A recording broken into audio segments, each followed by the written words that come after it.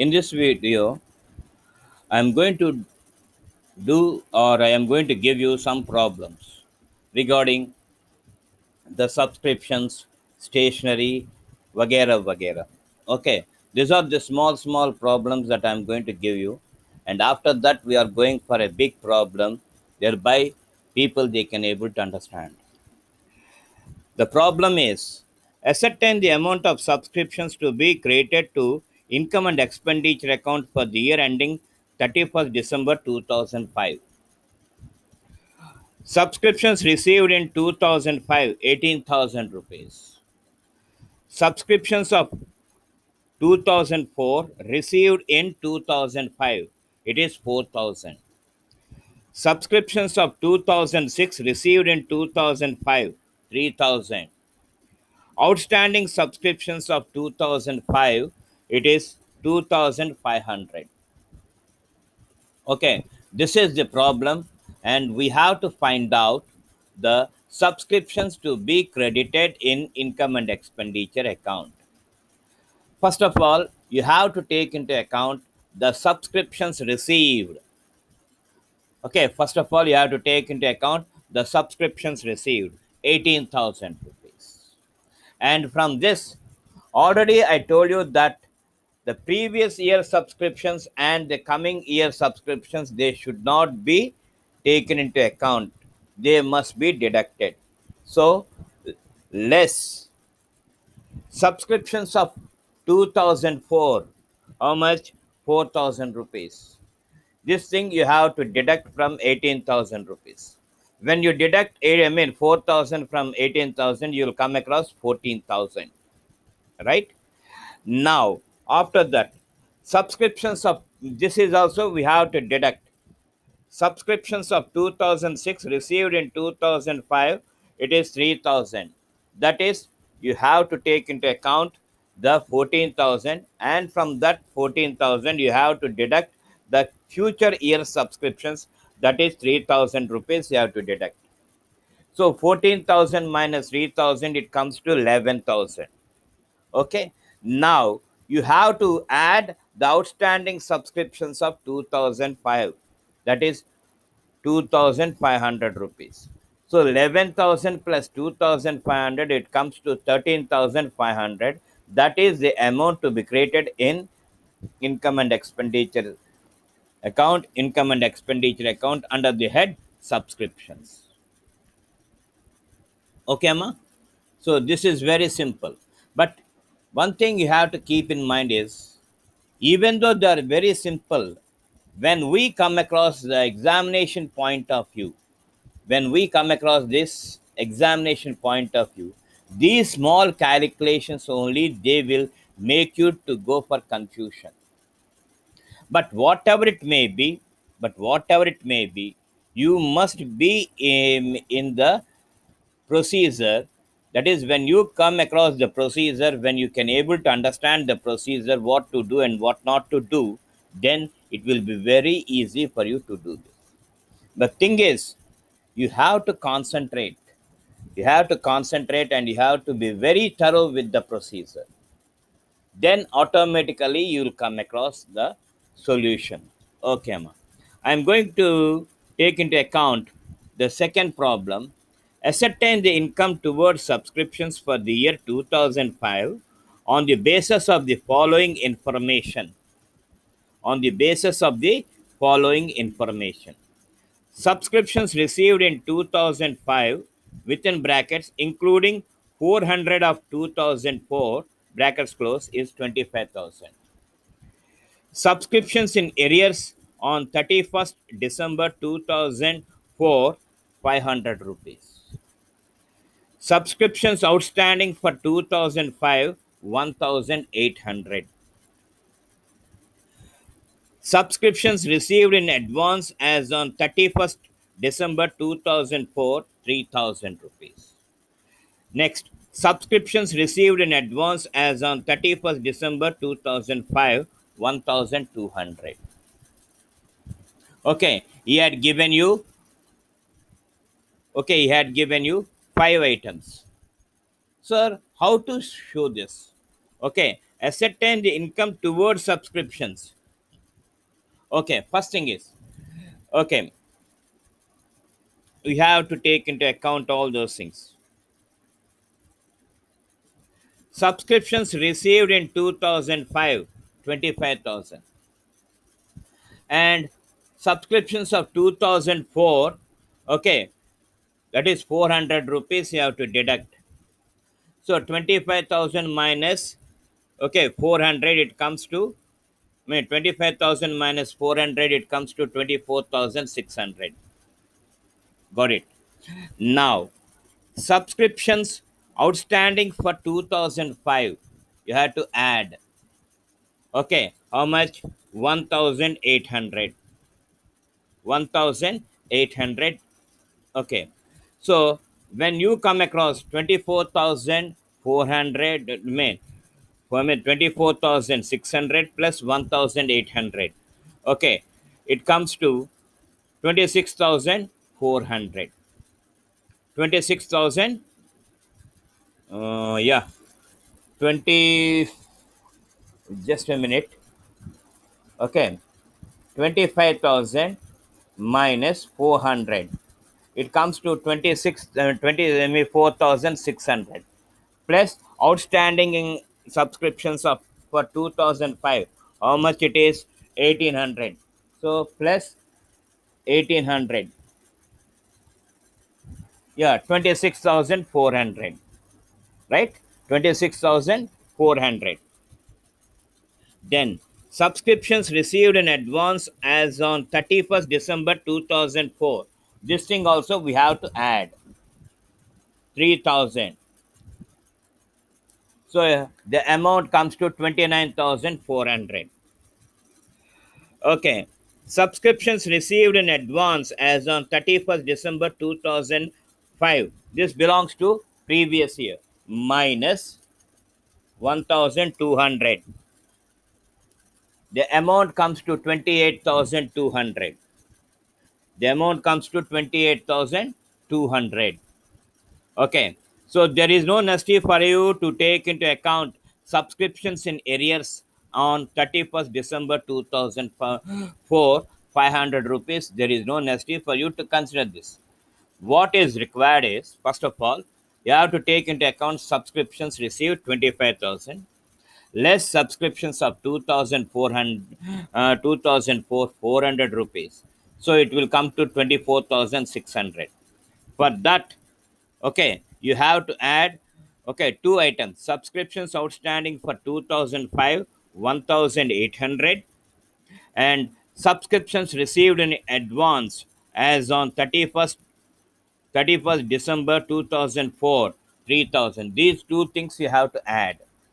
Then you have to deduct, okay, subscriptions received in advance as on 31st December 2005. This belongs to the coming year, that is 2006. This must be deducted.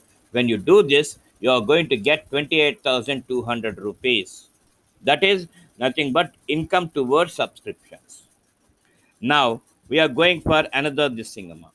Calculate the amount to be debited to income and expenditure account for the year 2005. Okay, 2005.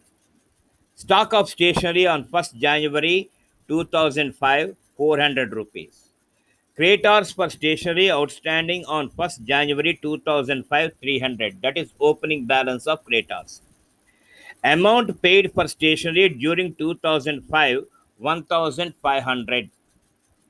Stock of stationery on 31st December 2005, 150. Okay, so what is the amount of stationery used?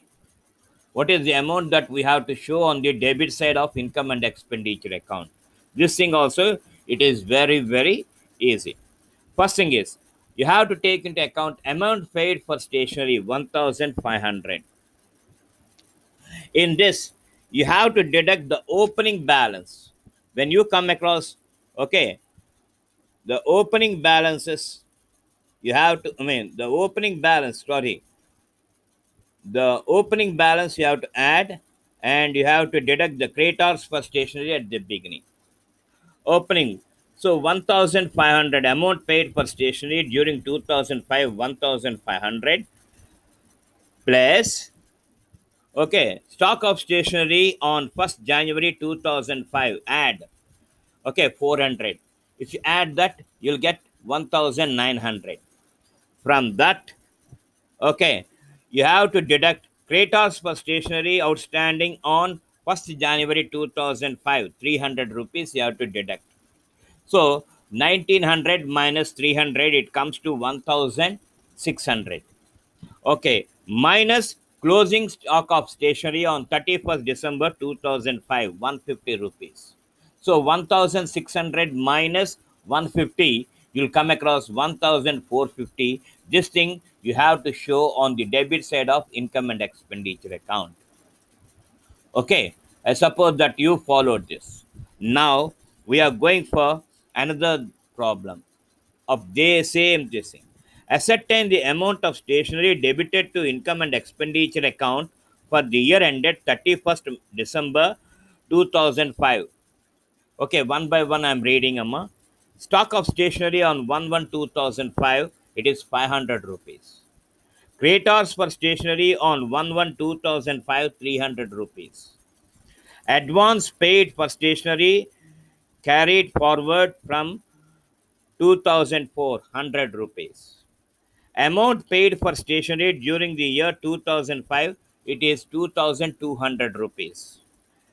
Next, stock of stationery on 31st December 2005, 350, 350 rupees. Next, creditors for stationery on 31st December 2005, 750.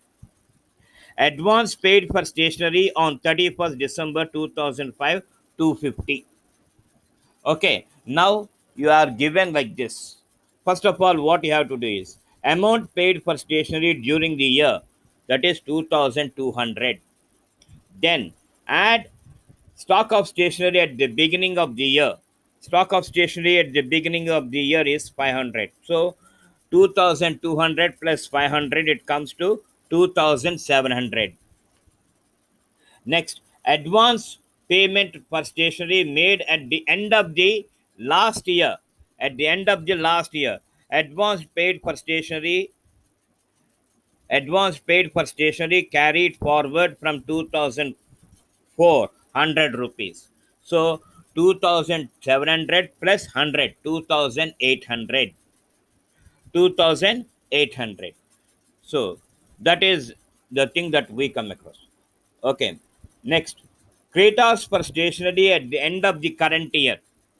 Kratos for stationery at the end of the current year. Okay. It is 750 rupees. 750 rupees you have to take. So here 2200 plus 500 plus 100. 2800. 2800. Okay.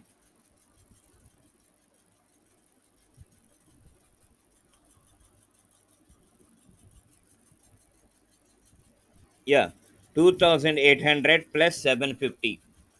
Okay, 2800 plus 750. It comes to 3550. Okay, from this, what are the items that we have to deduct? Okay, what are the items that we have to deduct? Creditors for stationery on 1/1/2005 minus 300. It comes to 3250. Then stock of stationery on 31st December 2005, 350 minus 350. It comes to 2900. Then advance paid for stationery on 31st December 2005, 250 minus 250. So the amount comes to 2650 rupees.